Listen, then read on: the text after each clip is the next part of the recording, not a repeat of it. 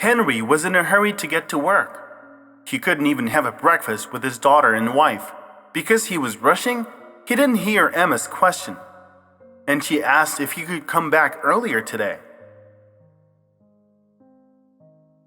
Yes, Henry said dryly and ran to work. He had a difficult day, so he completely forgot about his promise.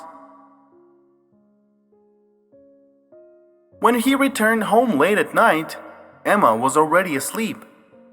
He was even a little happy about it. After a grueling day of work, Henry wanted to relax alone with his wife. "Dad, can you pick me up after school today?" Emma asked at breakfast. "Yes," Henry replied with a smile. After school, Emma was waiting for her dad. She saw how her classmates were getting picked up by their parents. She was excited that her dad would come for her today.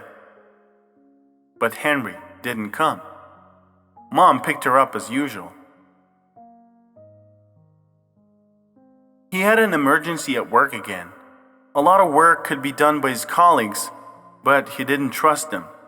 Henry thought he could handle everything better, so he forgot about his promise again. When he returned home, Emma was still awake. She was playing with her dolls. She didn't look upset. She was even glad that Dad finally returned home. The next morning, Henry woke up to find a penny on his nightstand. He ignored it, thinking he must have put it there himself last night. At breakfast, Emma asked her father if he could play a little with her tonight. Henry said he would definitely play with her and Mom. But he came back too late again.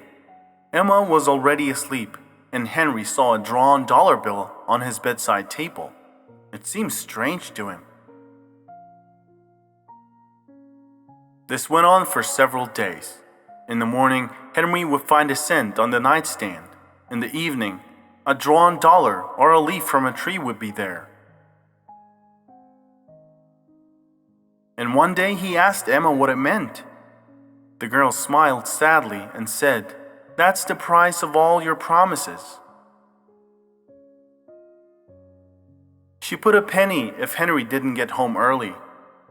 The dollar bill meant he forgot to play with her again. And the leaves from the trees are the price of all his other promises. Henry felt ashamed that he hadn't fulfilled his promises. He didn't understand that he was upsetting not only his daughter, but also his wife. The next day at work, Henry delegated work to all of his colleagues.